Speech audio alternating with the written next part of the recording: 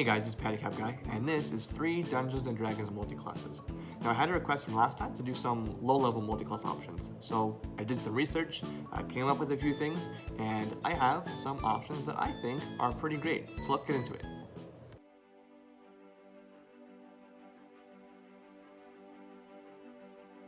First, I would recommend beginning this multi-class as a Barbarian in order to get the level 1 hit points, which is 12 plus your Constitution modifier, while the Druid is 8 plus your Constitution modifier, if you prefer the extra 4 hit points. For this build, you will take 2 levels in Druid and choose the Circle of the Moon as your Druid subclass.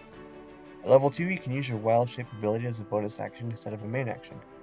Then, while in Wild Shape, you can also expend spell slots to regain 1d8 hit points as a bonus action. Secondly, you can now transform into creatures with a challenge rating of 1. Normally you would need to wait until Druid level 8 to do this. You still cannot transform into anything with a flying or swimming speed, but you can be a bear. So let's throw in 1 level of Barbarian. The unarmored defense feature applies to your wild shape as an animal not wearing any armor, which means you can easily be a brown bear with an armor class of 14 if your dexterity and constitution ability scores are each 14 or 15. Finally, you can rage in beast form. So, you roll for initiative, and on your turn you use Wild Shape to turn into a bear, and then use your movement speed and main action however you want. Probably to attack because you're a frickin' bear with an AC of 14. On your next turn, you enter a rage. Now all of your attacks as a bear have a +2 damage bonus, and you are resistant to bludgeoning, piercing, and slashing damage. And don't forget, if you're losing more hit points than you would like, you can use a spell slot to heal 1d8 hit points, and you have 3 spell slots. So you're a super angry bear that is nearly impossible to kill. Most enemies you'll be facing as a level 3 character will be crushed with ease.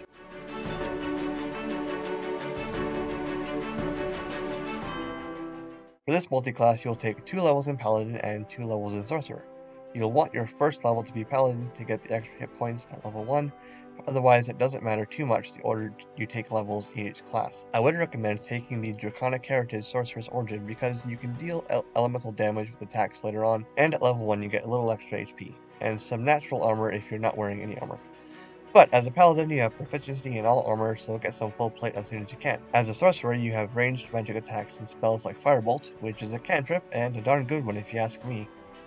So you have the mighty melee attacks of a paladin and the powerful ranged magic of a sorcerer, which makes you a very versatile force on the battlefield. Where this combination really shines though is with the paladin's divine smite and the sorcerer's spell slots.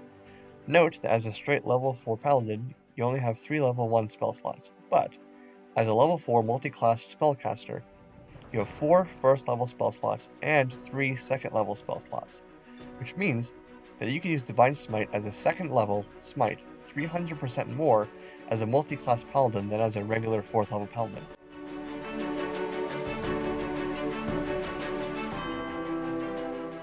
For this multi-class, you are essentially a bard, though you will be taking 1 level in cleric to be tankier and have greater range as a support character for your adventuring party. In this case, it doesn't matter which class you start with because they have the same level 1 hit points.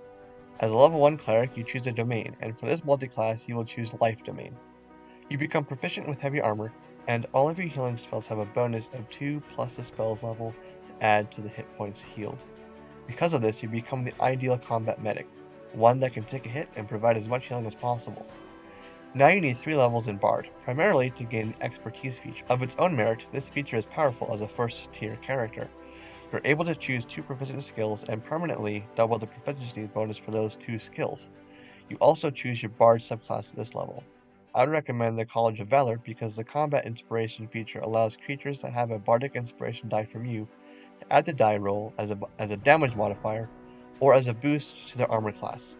Honestly, it plays very well into your role as a support character, and if you continue as a Bard, you get an extra attack at Bard level 6, which is nice. Thanks for watching. For more multi-class content, subscribe to Patty Cap Guy.